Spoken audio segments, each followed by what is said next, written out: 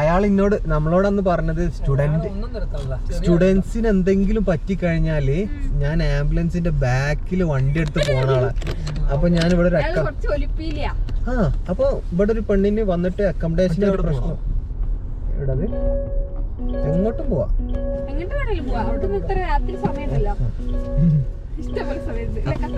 അപ്പൊ റജ ഒരു കുട്ടി ഇവിടെ വന്നപ്പോ അവൾക്ക് റൂം സെറ്റ് ആയില്ല. അപ്പൊ ഞാൻ എല്ലാരെയും വിളിക്കുന്ന സമയത്ത് ഞാൻ ഇയാളെ വിളിച്ച് അയാളിനോട് പറയാ സ്കാർബ്രോയില് റൂം കിട്ടാൻ ഭയങ്കര ഡിമാൻഡാണ്. എന്നിട്ട് ഇപ്പൊ $500 കമ്മീഷൻ കൊടുത്താൽ ഇപ്പൊ റൂം സെറ്റ് ആക്കി തരാന്നൊക്കെ പറഞ്ഞിട്ട് ഞാനപ്പൊ എല്ലാം കേട്ട് ഓക്കെ ശരി ഏട്ടാന്ന് പറഞ്ഞ് ഞാൻ ആര് വില്ലിങ് ആണെങ്കിൽ ഞാൻ വാങ്ങി തരാന്ന് പറഞ്ഞു വെച്ച്. ഞാൻ പിന്നെ അയാളെ കോണ്ടാക്ട് ചെയ്തില്ല. അപ്പൊ എനിക്ക് മനസ്സിലായി അയാള് തള്ളാന്ന്. നോക്കിയാ ബില്ല് ടോട്ടൽ നോക്കി എത്ര ടോട്ടൽ വന്ന്?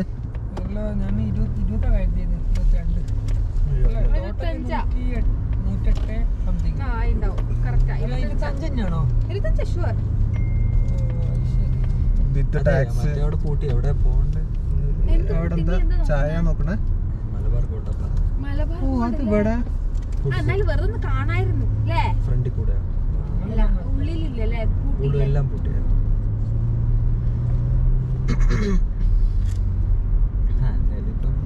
വേറെ സ്ഥലം കൊണ്ടോ കുഴപ്പമില്ല.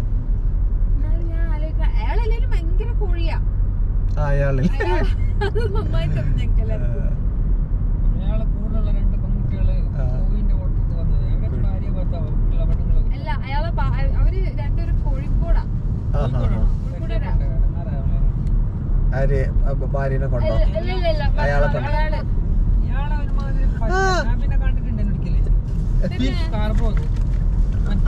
മറ്റേ STC മാളിലേക്ക് പോകുന്ന ആടെ വണ്ടി വെച്ചിട്ട് ഞാൻ ഒരു വണ്ടി വെച്ചിട്ട് STCയിലേക്ക് കയറി പോകുന്നു.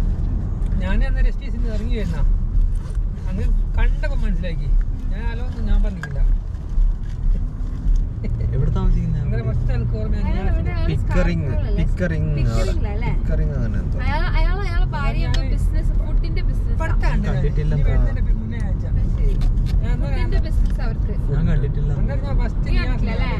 എങ്ങനെ കല്യാണം കഴിച്ചു കൊടുത്തു ആവും? അല്ല പുള്ളി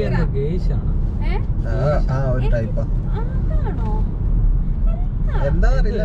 ഒരു പെണ്ണ് ഇതുണ്ട്, പെണ്ണ് ചായവുണ്ട് ഇങ്ങനെ ഹലോ എന്നൊക്കെ പറഞ്ഞിട്ട് ഇങ്ങനെ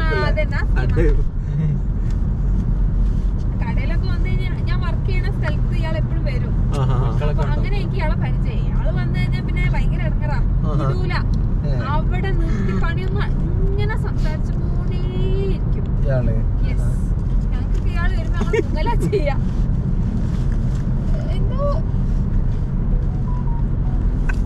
അയാള് സത്യത്തിൽ എന്താ എന്തെങ്കിലും സേവനം ചെയ്യുന്നുണ്ടോ അതോ അറിയില്ല.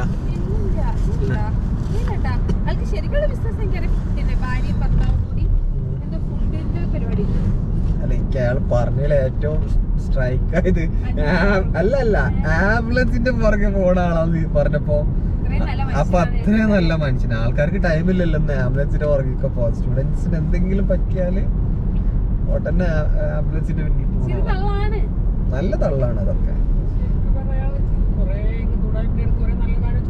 ഉണ്ടാവും. പക്ഷെ അത് ഓവർ എക്സാജറേറ്റ് ചെയ്ത് അല്ലെങ്കിൽ അങ്ങനെ ചെയ്ത ആൾ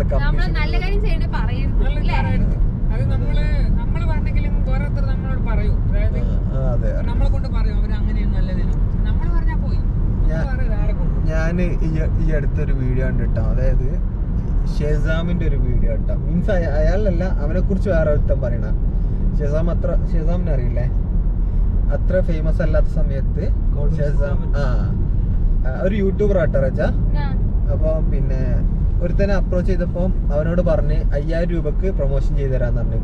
എന്നിട്ട് അവൻ പ്രൊമോഷൻ ചെയ്ത് കൊടുത്ത് ഇവന് നല്ല ഓർഡർ കിട്ടി. പക്ഷെ ഷെസാം പൈസ വാങ്ങിയില്ല, വേണ്ടാന്ന് തന്നെ പറഞ്ഞു. അത് കുറെ മുമ്പാണ്. അതിപ്പോ വൈറലായി ഫേമസ് ആവണതിന് മുമ്പ്. എന്തായാലും ആ സമയത്തൊക്കെ ആൾക്കാർ പൈസ വാങ്ങുമല്ലോ. ഫേമസ് ആവാൻ വേറെ റീസൺ കാർത്തിക് സൂര്യയുടെ വ്ളോഗിലൊക്കെ വരുമായിരുന്നു. അങ്ങനെയും കുറച്ച് ഫേമസ്. ഇപ്പൊ അവന് ഇപ്പൊ ആ പയ്യന് ഇവനെ കുറിച്ച് പറഞ്ഞ ഭയങ്കര ഫേമസ് ആയി. അപ്പൊ ആൾക്കാരെ ആ 5000-കാട്ടി വലിയ മതിപ്പുണ്ടാക്കി ഉണ്ടാവും ഒപ്പം പറഞ്ഞ വാക്കിന്. ചാരിറ്റി ചെയ്യുന്ന ആൾക്കാരില്ലേ, എന്തെങ്കിലും ഒരു മറ്റേ മറ്റോടിക്ക് 50 ലക്ഷം എന്റെ സോഷ്യൽ മീഡിയയിൽ ഇട്ട് ഒരാളെ ലൈക്കും കമന്റും എന്റെ നന്മമരെന്നൊക്കെ പറഞ്ഞു. അത് ഒരിക്കലും നന്മ ഒരിക്കലും അല്ല. ഞാൻ പറയട്ടെ, നമ്മൾ ചെയ്യുന്നുണ്ടെങ്കിൽ പറയരുതല്ലേ. എങ്ങനെയായാലും അതിലെന്താന്നറിയാം, എനിക്ക് ഈ ഒരു സിനിമയെ പറയുന്ന ഡയലോഗ് ഇല്ലേ, എന്തായാലും കക്കില്ല കക്കില്ല എന്ന് പറഞ്ഞ് കക്കരുതെന്ന്, അതേപോലെ ഈ നന്മമരം. മുതുകാടിന്റെ വിഷയം വന്നില്ലേ, മുതുകാട് ലോക ഫ്രോഡ് അതൊക്കെ അല്ലേ. അത് സത്യം പറഞ്ഞാൽ എനിക്ക് മുമ്പ് അറിയായിരുന്നു. എന്നോടൊരു മജീഷ്യൻ പറഞ്ഞിട്ടുണ്ട്, ഒരു പ്രദീപ് ഹുഡ്നി എന്ന് പറഞ്ഞ ഒരു മജീഷ്യൻ ഉണ്ട് കേട്ടോ കോഴിക്കോട്. അപ്പം ഞാനും മൂപ്പരും ദിലീഫ്ക്കും കൂടെ മീറ്റ് ചെയ്ത സമയത്ത് അന്ന് അയാൾ എന്നോട് പറഞ്ഞിട്ടുണ്ടായിരുന്നു, മുതുകാട് അത്ര വലിയ ഡീസൻ്റ് അല്ല, അയാളെ കൂടെ ഒരു പരിപാടി അവതരിപ്പിച്ചിട്ടുണ്ടെങ്കിൽ പിന്നെ അയാളെ ഈ സംഘാടകർ വിളിക്കില്ല അത്രക്ക്. അപ്പം ഞാൻ അങ്ങനൊക്കെ ആവുമോ, കാരണം നല്ല സംസാരമൊക്കെ അല്ലേ. പിന്നെ ഇതും കൂടെ വന്നപ്പോ ഒലിപ്പിച്ച് ആൾക്കാരെ ഒലിപ്പിച്ച് ഓരോ ചാരിറ്റി നടത്തിയിട്ട് ഈ വികലാംഗരൊക്കെ ഗൾഫ് കൺട്രീസിലൊക്കെ പരിപാടി കൊണ്ടുപോയിട്ട് ആ സ്പോൺസർഷിപ്പ് ഒക്കെ ആക്കിയിട്ട് ഇങ്ങോട്ടേക്ക് മടക്കം സ്വന്തമായിട്ട് പോയിട്ട് ജോലി. പിന്നെ ജവറെ ഇങ്ങനത്തെ കാര്യങ്ങളൊക്കെ എൻ്റെ അഭിപ്രായത്തില് നമ്മള് അങ്ങനെ പബ്ലിക്കിൽ പറയരുത് എന്നാണ്. എന്റെ അഭിപ്രായം കാരണം എന്താ അറിയോ, എന്റെ അഭിപ്രായം മുതുകാടിനെ പറ്റിയിട്ട് പറഞ്ഞപ്പോ മുതുകാട് ഒരു പ്രതികരണവും പറഞ്ഞില്ലല്ലോ. അതല്ല, പബ്ലിക്കിൽ പറയരുത് എന്ന് പറഞ്ഞാല് കിട്ടാൻ ഇപ്പൊ ഈ നന്മമരം കൊണ്ട് കുറച്ച് ആൾക്കാർക്ക് എന്തെങ്കിലും സഹായം കിട്ടുന്നുണ്ട്. അതെ, അപ്പൊ അവരെ നിർത്തി കഴിഞ്ഞാൽ അവർക്ക് ഉപകാരം കിട്ടൂല, വേറെ ആള് ചെയ്യാനും ഉണ്ടാവൂല. അതെ, അങ്ങനെയുണ്ട് പ്രശ്നം. നമ്മള് ചെയ്യുന്നത് എന്റെ അഭിപ്രായം അങ്ങനെയാ.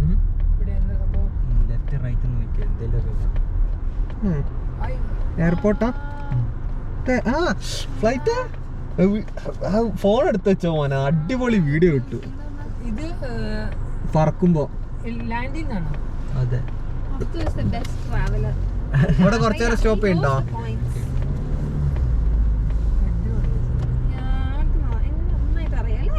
നമുക്ക് ഇറങ്ങാം. അവിടെ വണ്ടി പോവും. ഇവിടെ ഫൈൻ കിട്ടോ? ഇതാണ് കറക്റ്റ് മിഡിൽ. ഫൈൻ കിട്ടോ? ഈ ലെഫ്റ്റ് ഉണ്ടായിരുന്നു ഇതൊക്കെ ലൈറ്റ് ആട്ടാ. ഈ ലൈറ്റ് ഒക്കെ ഓൺ ആയിട്ടുണ്ടെങ്കിൽ അവർക്ക് ഫ്ലൈറ്റിന് എയർ ട്രാഫിക് കൺട്രോൾ സിഗ്നൽ കൊടുക്കുന്നത്. ഇപ്പൊ ഈ ലൈറ്റ് ഒന്നും ഓൺ അല്ലല്ലോ. ഈ നിക്കുന്നുണ്ടോ, ഒരു 5 ലൈറ്റ് നിക്കുന്നുണ്ടോ, ഒരു കമ്പിയിൽ 5 ലൈറ്റ് അല്ലേ, അതൊക്കെ ഓൺ ആയിരിക്കണം ശരിക്കും. അപ്പൊ ഇപ്പൊ ഫ്ലൈറ്റ് വരാനില്ലാന്ന് ഏകദേശം കുറച്ച് ലേറ്റ് ആവും തോന്നുന്നുണ്ട് എനിക്ക്. നിന്നാലും വർത്താണ്. ഞാൻ ഒരിക്കൽ വന്നപ്പോ ഇങ്ങനെ തുരാന്ന് വരായിരുന്നു, ഇങ്ങനെ ലൈൻ ആയിട്ടൊക്കെ ഇങ്ങനെ അത് ലൈറ്റ് കത്തിയാല് ഫ്ലൈറ്റ് ലാൻഡ് ആകുന്നുണ്ട് അല്ലേ. അപ്പോ ഈ ഫ്ലൈറ്റില് അവർക്ക് മനസ്സിലാവോ, പൈലറ്റിന് മനസ്സിലാവോ? അതൊക്കെ മേളിൽ നിന്ന് നല്ല ലൈറ്റ് കൊടുക്കുന്നു. ഇതൊക്കെ ഇപ്പൊ ക്ലിയർ സ്കൈ അവർക്ക് നല്ലോണം